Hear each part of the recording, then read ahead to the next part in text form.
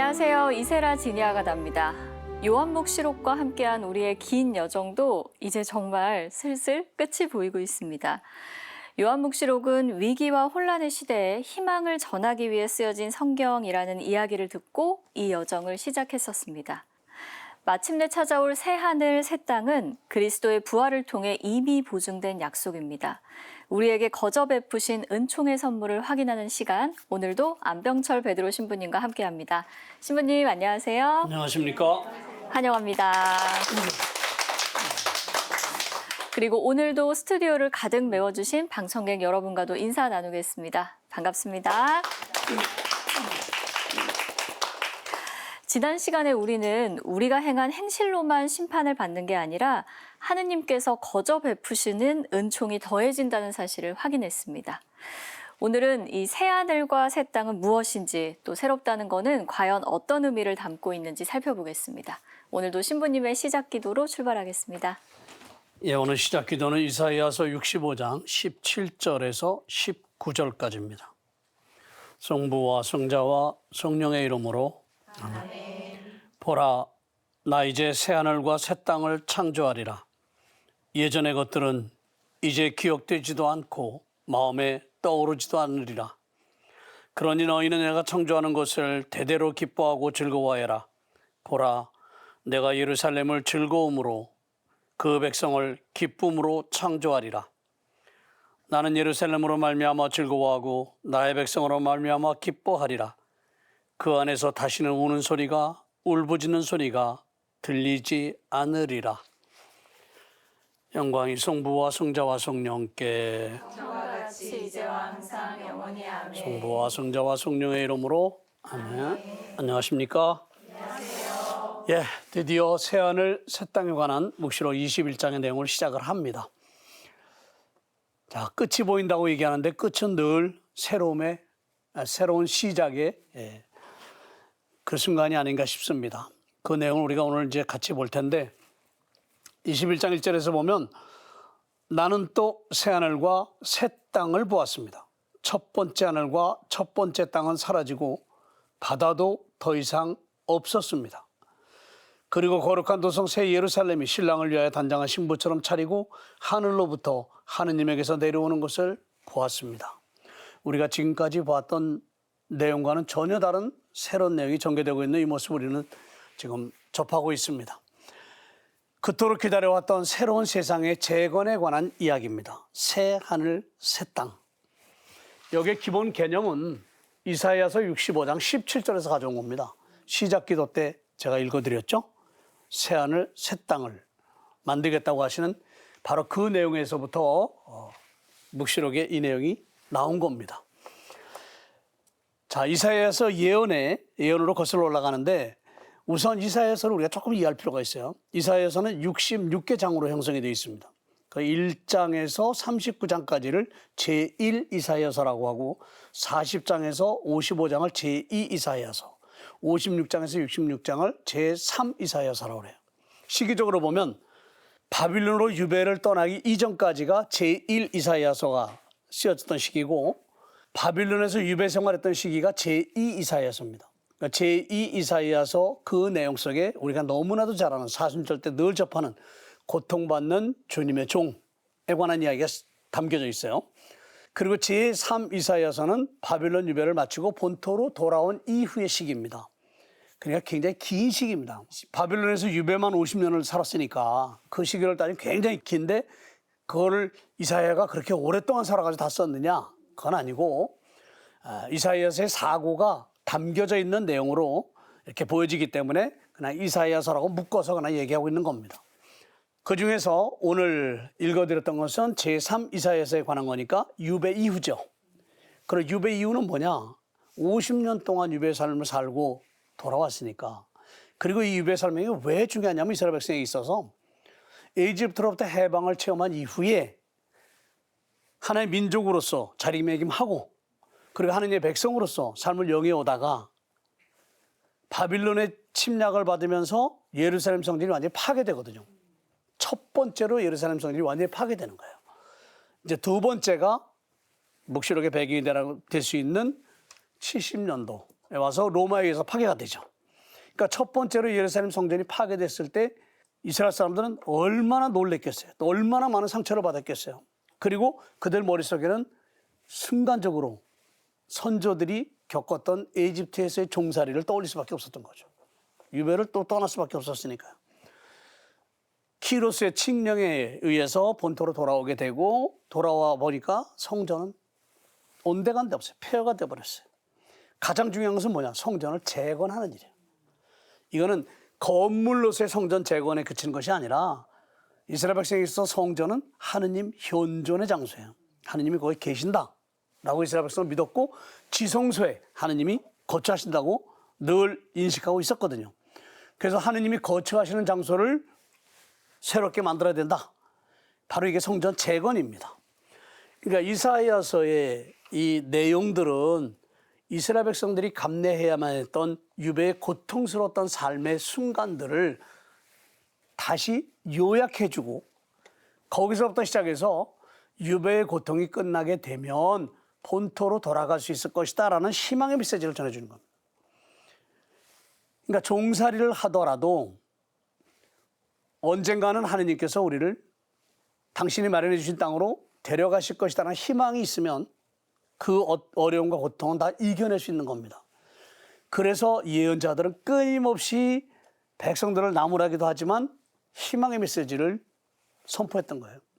너희들이 유배를 떠나게 된 게 왜 떠났느냐는 걸 예언자들이 일깨워주는 겁니다. 왜냐?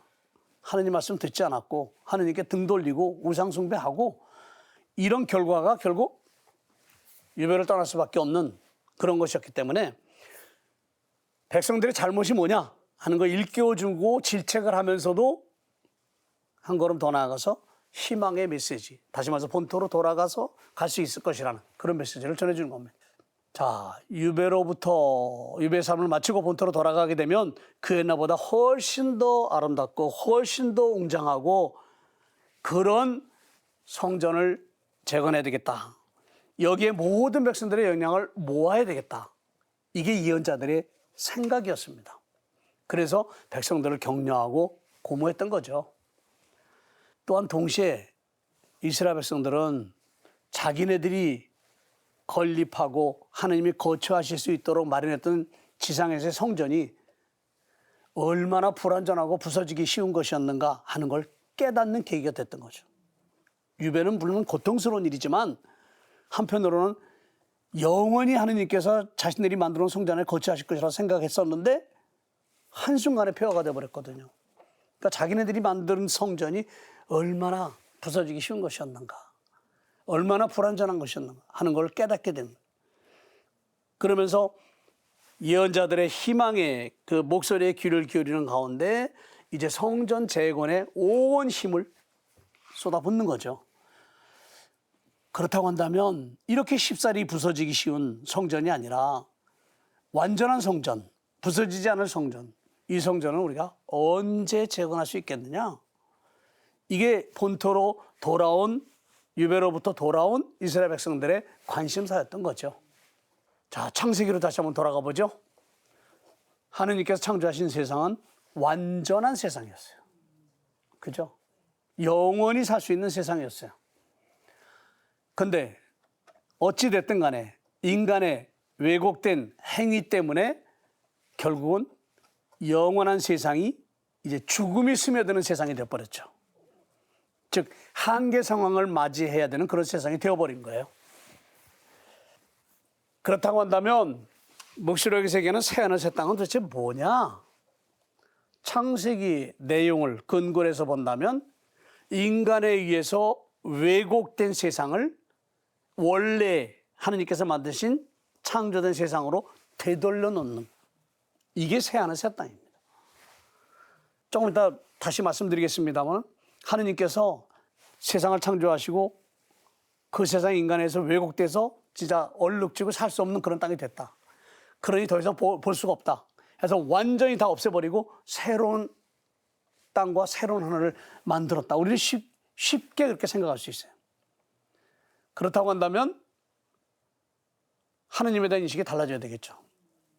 하느님은 어제도 오늘도 내일도 똑같은 분이죠. 한 번 하신 것은 영원한 것이에요.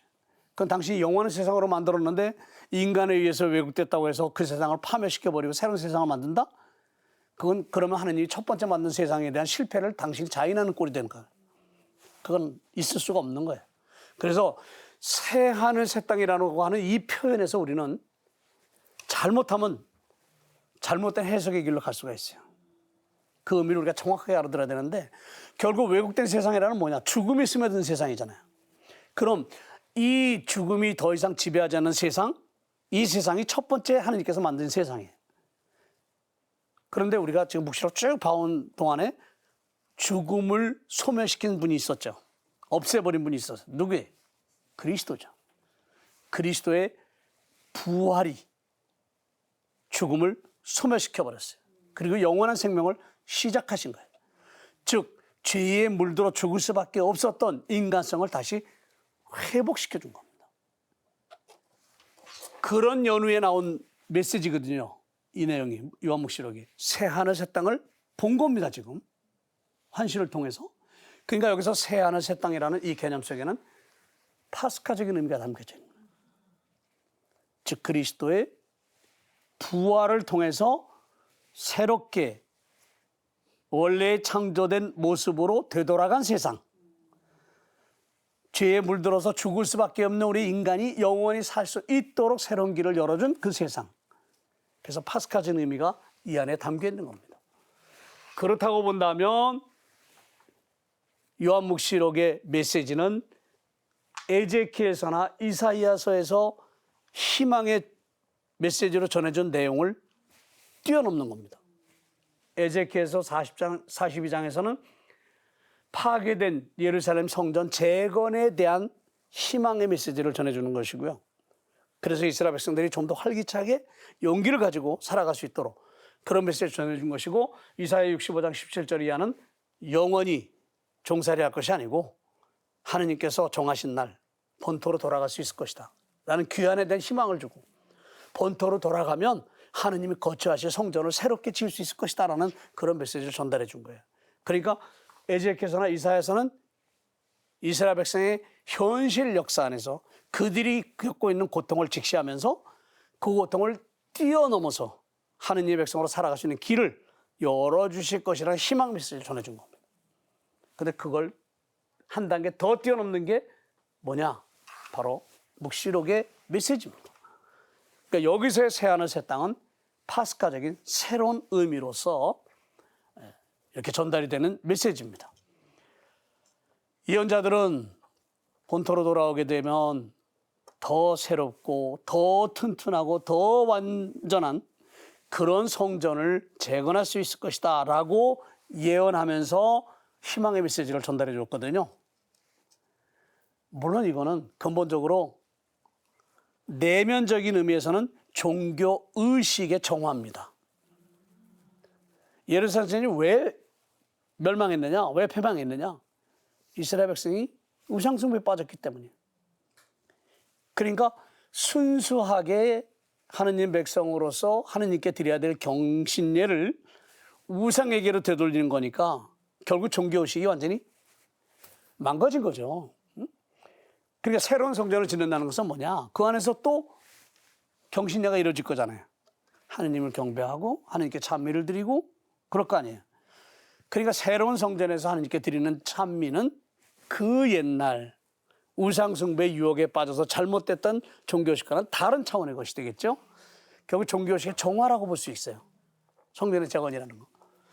근데 성전이 재건됐다고 하더라도, 그래서 새로운 종교의식이 되었다 하더라도 그것은 다 이스라엘 백성들에 의해서 좌지우지되는 거죠.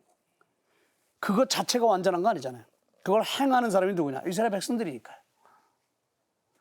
그래서 이사야서 65장 17절 시작 기도 때 읽었던 내용이죠. 나 이제 새하늘과 새 땅을 창조하리라. 예전의 것들은 이제 기억되지도 않고 마음에 떠오르지도 않으리라. 이렇게 그렇게 그 메시지를 전달했습니다마는 실상 본토로 돌아와서 이스라엘 백성들이 새롭게 건립하게 될, 재건하게 될 성전, 그 자체가 완전하고 완벽할 수는 없는 겁니다.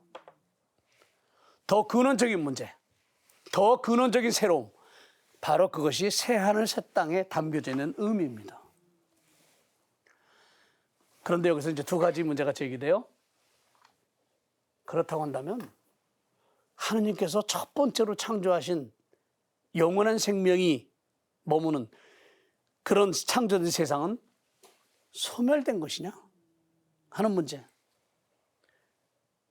그러면 소멸되고 새로운 하늘, 새로운 땅으로 해서 제2의 창조를 하셨다고 한다면 그러면 첫 번째 창조 때 이루어졌던 역사와 두 번째 창조로 시작되는 역사는 별개의 역사냐?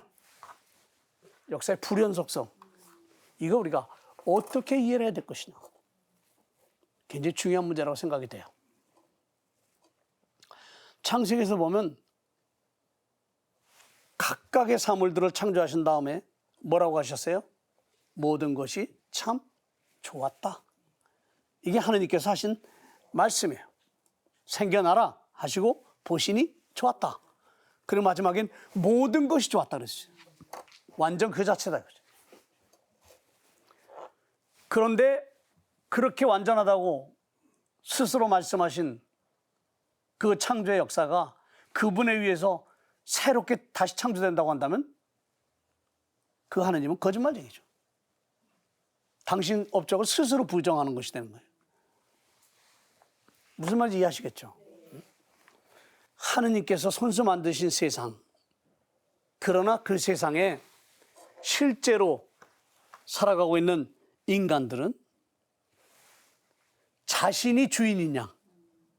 사실은 세상을 다스리는 권한을 하느님으로부터 받았지 세상 자체가 다 너희의 것이다라고 하지 않았어요. 세상은 하느님의 것입니다. 근원적으로. 그런데 그 세상을 통치하고 다스리는 권한을 부여받은 것이지 그런 점에서 보면 인간은 받은 권한을 뛰어넘어서 권한을 행사했기 때문에 문제가 생긴 거죠. 그래서 죽음이 난입한 거예요. 죽음이 스며든 거죠. 결국 첫 번째 창조된 세상의 의미는 왜곡된 인간의 행위 때문에 의미가 사라져버리고 말았어요. 변질되고 말은 거죠. 그러니까 죽음이 계속적으로 지배하는 한 세상은 덧없는 현실일 수밖에 없습니다. 결국 죽음이 지배하는 한 창조된 세상은 소멸의 길로 갈 수밖에 없어요. 죽음으로 인해서 소멸의 길로 갈 수밖에 없는 그렇게 창조된 세상, 그 세상을 하느님께서 당신 아들을 보내셔서 더 이상 죽음이 없는 세상으로 바꿔놓으셨어요. 새로운 국면으로 접어든 거예요. 이거를 묵시록은 새하늘 새 땅이라고 합니다. 또다시 다른 세상을 만드신다는 그런 의미는 절대로 아닙니다.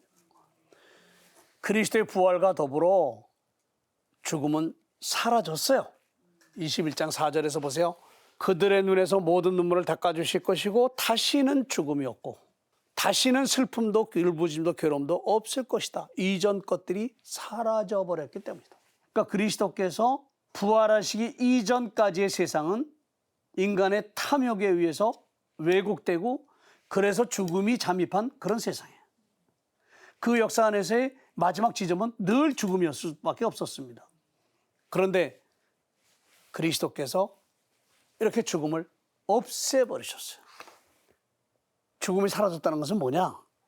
죽음과 함께 지속되어 왔던 그 창조된 세상도 사라져버린 거죠. 그 세상이 사라져버리면 어떤 세상이 되겠어요? 하느님께서 처음에 창조하셨던 그 세상인 거죠. 그러니까 하느님께 창조하신 첫 번째 세상이 있었는데 인간의 탐욕으로 인해서 왜곡됐어요. 죽음이 들어왔어요. 그러니까 그 완전한 세상 위에 죽음이 지배하는 세상이 덮어진 거죠. 위에. 근데 그 죽음을 없애버리니까 이 세상은 없어진 거죠. 그러면 안의 것이 나오는 거죠. 여러분들 건축하다 보면 제일 문제가 되는 게 뭐냐면 유물이 발굴되는 거예요. 유물이 나오면요 손도 못 대. 그때부터는 문화재청에서 나와가지고 다 점검할 때까지 건축을 못 합니다. 그래서 이 명동 지역은 그래서 건축하기가 굉장히 힘들어요. 명동성당을 중심으로 해서 땅속에 묻혀 있는 거잖아요. 그 묻혀 있는 거 우리가 모른 채 살아왔었는데 파헤쳐 보니까 그런 것이 있는 거예요. 그런 것이 있다는 것은 누가 묻어놓은 것이 아니라 그것이 있던 그 자리는 그 옛날 사람들이 발 붙이고 살던 세상이죠. 근데 우리가 모르고 있었던 것뿐이죠. 덮어놨으니까. 여러분들 이태리 가면 폼페이라고 하는 도시에 가면 그야말로 타락한 도시가 어떻게 폐망할 수 있는지를 보여주는 대표적인 그런 도시라고 볼 수 있는데, 화산재에 덮여서 누구도 알 수 없던 세상, 어느 순간 그 모습이 드러나면서 폼페이라는 그 도시가 이렇게 역사적 도시로서 다시 재조명하게 됐던 거잖아요. 마찬가지 여기서 새로운이라는 이 표현 때문에 자칫 잘못하면 우리는 과거의 거는 그냥 다 소멸시켜버리고 없애버리고 새롭게 한 것처럼 잘못된 생각을 가지고 있었다는 거죠. 소멸이 아니고 첫 번째 창조된 세상으로 되돌려 놓다 보니까 인간에 의해서 지배되어 왔던 죽음이 지배하는 세상은 소멸되는 거죠. 그 의미를 아시겠죠? 그렇다고 한다면 역사의 불연속성이 아니라 역사는 지속성을 갖는 거죠. 하느님의 구원 역사는, 또 일반 역사는 한순간도 정지되거나 변형된 적이 없습니다. 인간에 의해서 왜곡됐을 뿐이지 그 역사는 연속성을 갖는 거예요. 그러니까 그리스도의 부활을 통해서 지나온 시대에 왜곡된 세상은 소멸되고 첫 번째 창조된 세상이 지속성을 가지고 이어지는 거죠. 그런데 죽음이라고 하는 것, 성경에서는 생물학적인 것만을 지칭하는 것도 아니고 또 생물학적인 것을 우선적으로 지칭하는 것도 아닙니다. 뭐냐? 성경에서 얘기하는 죽음은 뭐냐? 하느님의 모습을 닮은 그런 존재로 창조된 피조물로서의 인간이 소멸되는 것. 그걸 얘기하는 거예요. 우리는 죽음하면 자연스럽게 자연적인 죽음을 연상하죠. 그런데 성경에서의 죽음은 물론 원죄로 인해서 우리가 죽을 수밖에 없는 존재가 됐다는 점에서 현실적인 죽음 지칭하지만 더 근원적인 의미는 뭐냐? 인간이 근원적으로 하느님의 모습을 닮은 존재로 창조됐어요. 창세기 보세요. 재밌는 아주 심한 의미가 담겨져 있는 게 그 부분인데, 사물을 놓고는 되어라 말씀만 했어요. 그런데 인간을 만드실 때는 우리와 같은 모습으로 만들자. 하느님을 닮은 모습으로 창조된 인간이에요. 이렇게 창조된 피조물로서의 하느님의 모습을 닮은 존재가 바로 우리 인간인데, 그 인간이 죽음을 겪어야 된다면 그 인간은 죽음에 의해서 지배되어 오는 그런 인간이죠. 그런 모습의 인간이 소멸된 걸 죽음이라고 해요. 죄로 인해서 죽을 수밖에 없는 존재가 된 피조물은 반드시 죽을 겁니다. 죽을 수밖에 없어요. 그런데 죽을 수밖에 없는 생명이지만 그 생명의 원초적인 모습은 영원한 생명이라는 거죠. 되돌려놓는 거예요. 누가 되돌려놓을 수 있느냐? 죽음을 없애신 분, 죽음을 소멸시킨 분, 그리스도의 부활이죠. 그리스도께서 십자가에서 처형되시는 순간 왜곡된 세상의 모습은 절정에 달하는 거예요. 메시아로 오신 그분을 죽음으로 내몰았어요. 그래서 예수님을 십자가 처형한 다음에 유다인들은 자기네들의 판단이 옳았다고 생각했어요. 하느님을 모독한 죄로 예수님을 처형했으니까. 그런데 처형했을 때 죽었거든요, 실제로. 그러니까 죽었으니까 우리의 판단이 옳았다, 우리의 결정이 맞았다 한 거죠. 그랬는데 사흘 만에 다시 사신 거잖아요.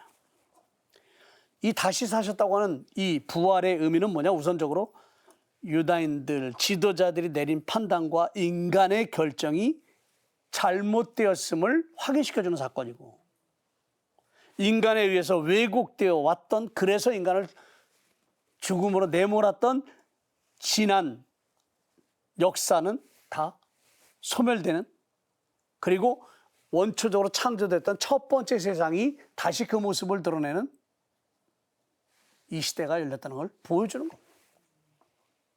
자, 첫 번째 창조는 하느님께서 이루신 거죠. 누가 해달라고 한 것이 아니고 하느님이 하신 거예요.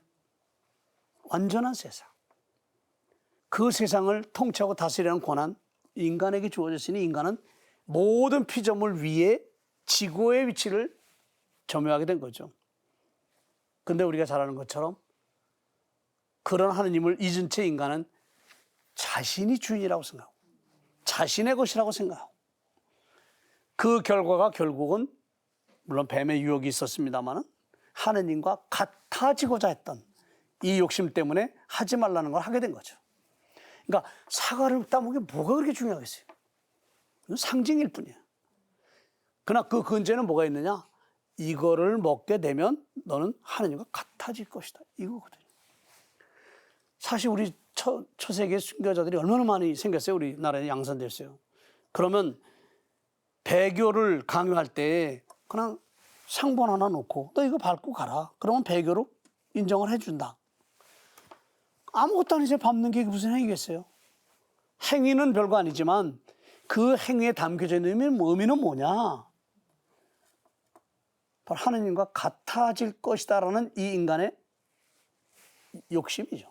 이것이 결국은 창조된 세상을 왜곡된 세상으로 만들어 놓은 거예요. 그런데 새하늘 새 땅, 묵시록 저자가 본 이 새하늘 새 땅에서는 이제 그런 일이 없을 거예요. 왜? 이 세상에서 하느님이 인간에게 나라를 맡기지 않으셔. 왜 안 맡기시느냐? 당신이 통치하시니까 직접. 하느님이 통치하시는 세상이 이제는. 그러니까 절대자로서 이제 하느님께서 새로운 질서를 세우셔요. 하느님의 통치가 시작된 세상. 이거를 새하늘 새 땅이라고. 그래서 첫 번째 창조의 질서를 파괴시킨 주범, 옛 뱀을 파멸시켜버렸어요. 이렇게 하느님께서는 죽음을 없애셨고 새하늘 새 땅을 인간에게 펼쳐주신 겁니다. 인간이 새하늘 새 땅을 받을 만한 훌륭한 업적을 쌓아서가 아니고 거저 주신 거죠. 요한복음에 의하면 3장에서 하느님께서 세상을 이처럼 사랑하셔서 당신의 외아들을 보내주셨다. 아들을 보내달라고 요청한 사람 없습니다. 당신이 보내준 거예요. 세상을 사랑하셔서. 그러니 하느님께서 다시 펼치셔서 우리에게 주신 새하늘 새 땅은 거저 주신 선물이죠. 예수님께 제자들을 부르실 때 너희가 나를 선택한 것이 아니라 내가 너희를 선택했다고 하시잖아요. 선택된 사람들은 거저 선택된 거죠. 거저 은총의 질서에 들어갈 수 있게 된 사람들. 무한한 은총을 받은 그런 사람들이죠. 그러니 여기서 첫 번째 하늘과 첫 번째 땅은 이제 사라지고 새하늘 새 땅이 묵시록 저자가 본 것. 하느님이 직접 통치하시는 세상. 이걸 우리는 지금은 쉽게 천상세계라고 얘기하지만 먼 훗날 우리가 누리게 될 세상이 아니라 그리스도의 파스카에 참여하게 된 모든 신앙인들이 이미 그 세상에 살고 있는 사람들이에요. 그런데 죽음이 아직도 우리를 지배하고 있다는 점에서 일정 기간 뱀이 풀려났었잖아요. 그런 점에서 아직도 우리가 그걸 못 누리고 있는 거죠. 하느님은 다 내주신 거예요. 아들도 내주셨고 모든 걸 주셨지만 살아가지 못한다고 한다면 이제 그거는 우리의 문제죠. 하느님의 문제가 아니고. 하느님은 더 이상 하실 게 없어. 다 주신 거예요. 그러면서 바다도 더 이상 없었습니다. 이렇게 얘기해요. 바다도 하느님께서 창조 때 만드신 거죠. 마른 땅으로부터 가려내서 바다를 만드셨잖아요. 창세기 1장 9절 이하에서. 그러니까 바다는 어부들에게는 삶의 공간이 되고 인간들에게는 살아갈 수 있는 어떤 땅에서 살 수 있도록 한편을 지켜주는 그런 장소이기도 합니다. 그러니까 바다는 하나님께 주신 선물이었죠. 그런데 동양세계에서는 아주 이른 시기서부터 두려움을 야기시키는 그런 대상으로 여겨왔고 유다인 사회에서는 바다는 레비아탄, 즉 악령이 서식하는 곳. 그렇게 인식을 했어요. 그래서 악령이 꿈틀거리면 풍랑이 있는 거예요. 그래서 풍랑을 잔잔케 하신 기적이 공간복음에 나오잖아요. 물론 예수님의 능력과 권위를 보여주는 것이지만 그 이면에는 악령을 제어하시는 분, 풍랑이 일지 못하도록 한다는 것은 악령에 의해서 풍랑이 만들어진 거니까 경제적으로 악령을 제어하시는 분, 이렇게 된다는 생각을 하고 있었거든요. 그래서 바다를 죽음에 대한 공포와 두려움을 야기시키는 그런 이미지로 동양세계에서는 사용을 해왔었습니다. 근데 인간의 구원이라고 하는 문제가 역사 안에서 대두되기 시작하면서 바다라는 이미지가 약간은 바뀝니다. 즉 구원의 의미를 깨닫게 하는 대상으로 받아들이게 돼요. 뭐예요? 에집트로부터 해방되었을 때, 모세에 의해서 에집트 땅을 떠났을 때 그들의 앞을 가로막은 것이 뭐였어요? 바다였어요. 걸림돌이었죠. 지팽이를 내쳐서 바다를 갈랐어요. 그래서 길을 내줬어요. 그래서 이 탈출계 이야기에서 볼 때 바다는 우리로 하여금 또 구원의 역사를 상기시켜주는 그런 의미를 가지고 있는 거예요. 첫 번째 하늘, 첫 번째 땅이 완전히 사라진 상태에서 바다는 더 이상 설 곳이 없죠. 바다도 사라질 수밖에 없습니다. 인간들에게 가장 큰 두려움을 야기시켰던 그런 또 하나의 요소가 구원된 인간이 새로운 세상 안에서는 더 이상 자리할 곳이 없다는 걸 보여주는 거예요. 더 이상 바다도 없었습니다.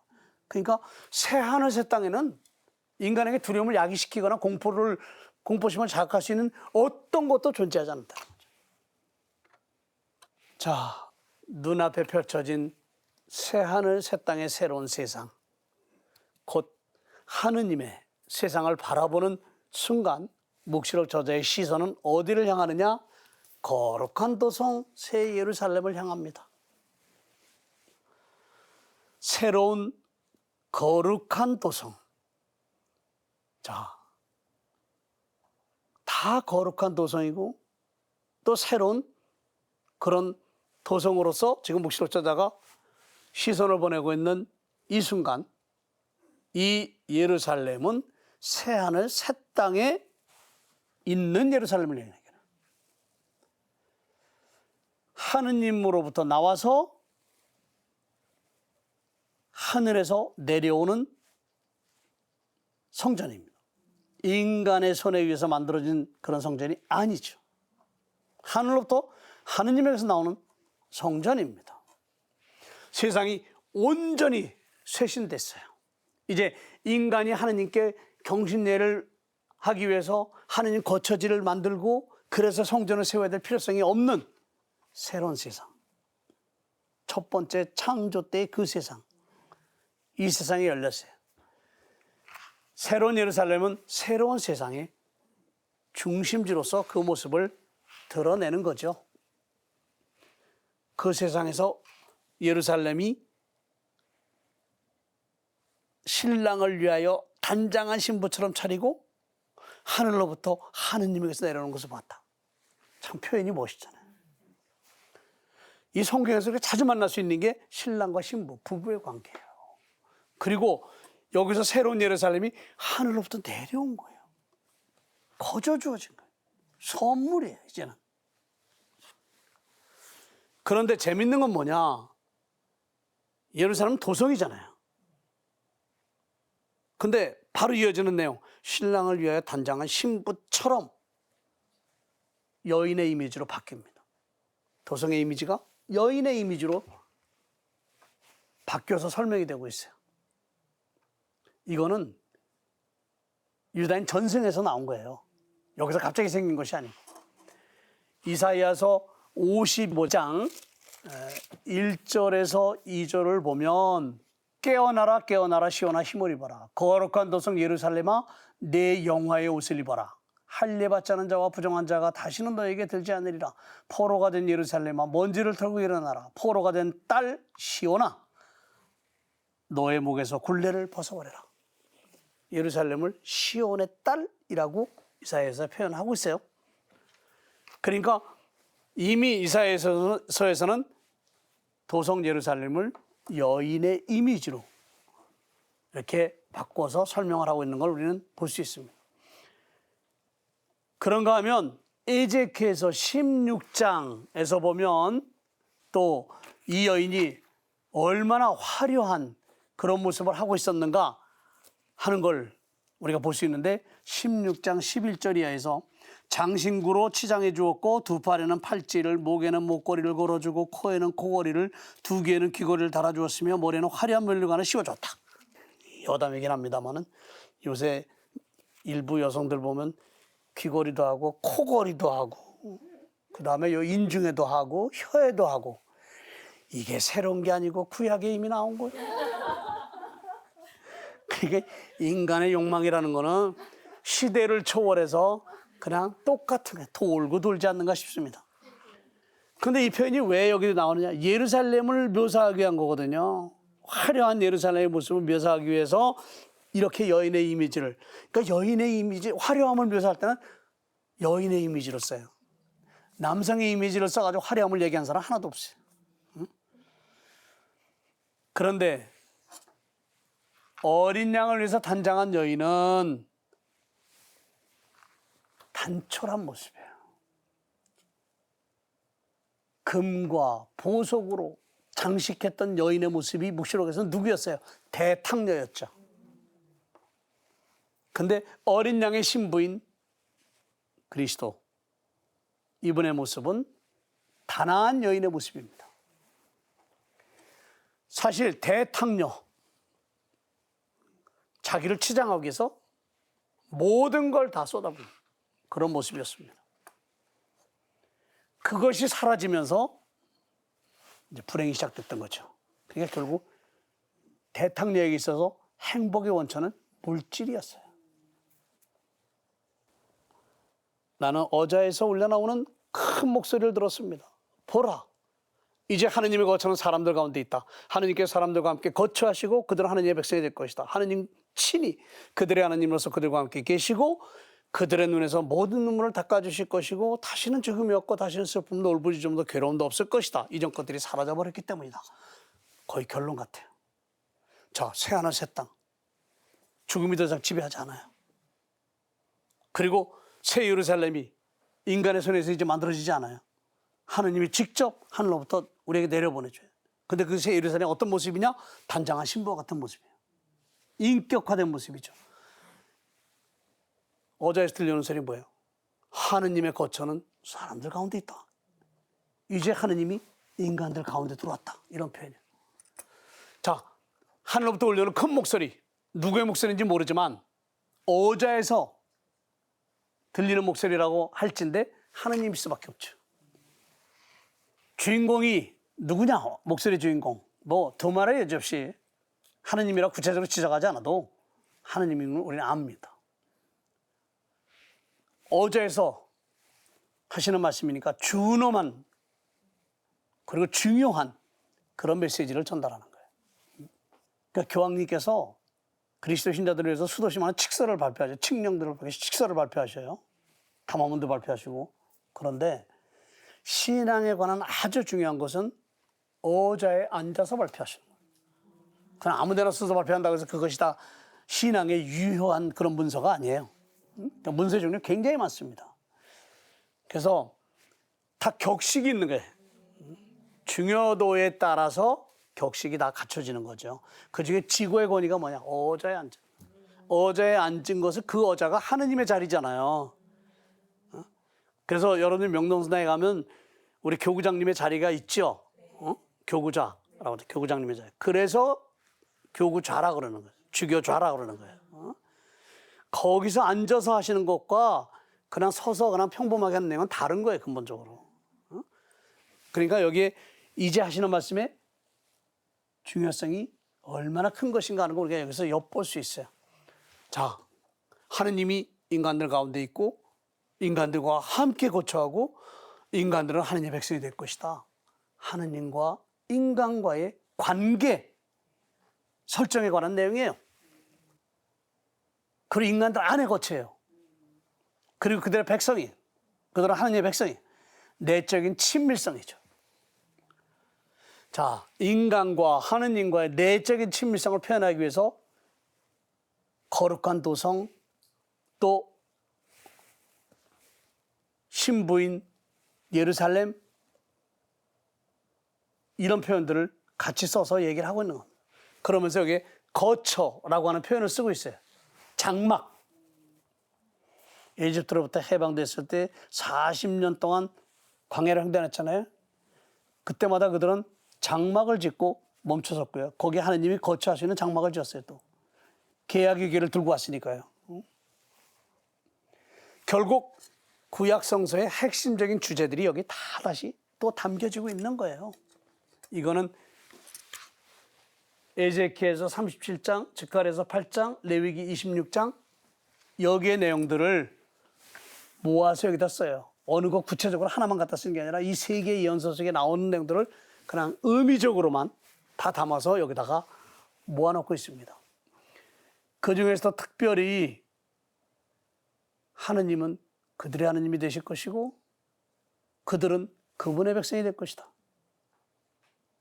이거는 레위기 26장 11절 이하에 나오는 거거든요. 그 관계가 얼마나 친밀한 것이죠. 하느님, 백성. 근데 문제는 뭐냐? 백성으로서 우리를 불러주신 분이 누구예요? 하느님. 하느님이 우리를 선택해 주신 거예요. 자, 여기에 중요한 문제가 또 있어요. 선택해 주셨기 때문에 하느님은 우리에 대한 책임이 있는 거예요. 하느님 우리를 보살피실 거예요. 응? 선택되었다는 점에서 우리는 특별한 사람들이죠. 그럼 우리는 선택된 자들로서 선택된 사람답게 살 때 선택된 자로서의 정체성을 사는 거죠. 그러니까 우리의 모습은 그거예요. 하느님의 모습은 책임이에요. 하느님이 당신의 외아들을 우리에게 보내실 수밖에 없는 구원 역사의 이런 상황은 하느님 인간에게 권한을 맡겨주셨기 때문에 그 권한이 왜곡되고 그래서 더 이상 살 수 없는 그런 땅이 되었는데 그거를 그대로 둘 수가 없어요. 인간이 불행한 모습을. 왜? 책임이 있는 거니. 그래서 하느님이 당신의 외아들을 보내주신 건 똑같은 거. 그들은 하느님의 백성이 될 것이고 하느님 친히 그들의 하느님이 될 것이다. 상호간의 관계가 이제는 대등한 관계가 아니고 종속 관계임을 다시 보여줘. 하느님 우리를 선택했고 우리는 그분의 자녀가 된 거예요. 아버지와 아들이 대등한 관계가 아니잖아요. 종속 관계예요, 사실은요. 하느님께서 백성들 가운데에서 거처하신다는 사고를 중심으로 해서 이제 인간과 하느님은 뗄래야 뗄 수 없는 관계가 되어버렸어요. 이사야서 7장 14절 그 유명한 임마누엘 너희와 함께 있겠다라는 표현. 그러니까 사람들 가운데 거처하신 하느님은 우리와 함께 계신 하느님. 이게 바로 임마누엘이죠. 요한복음 5장 그걸 뭐라고 했어요? 1장 14절에서 말씀이 사람이 되셔서 우리 가운데 거처하셨다 이렇게 표현합니다. 엄청나게 중요한 신학의 내용이죠. 바야흐로 모든 것이 이루어진 거예요. 하느님, 그분이 친히 사람들을 당신 백성이 되게 하고 당신 영광의 거룩한 처소인 당신의 장막 아래 한데 모으셔서 그들 가운데 거처하셔요. 뭐가 더 필요해? 완성된 거죠. 하느님 멀리 계신 분이 아니고 우리 가운데 우리와 더불어 함께 계신. 그래서 그런 백성으로 살아갈 수 있도록 우리 눈에서 모든 눈물을 닦아주실 거예요. 눈물을 닦아준다는 것과 죽음을 없애버린다라는 것 서로 연계성을 갖고 지금 설명이 되고 있어요.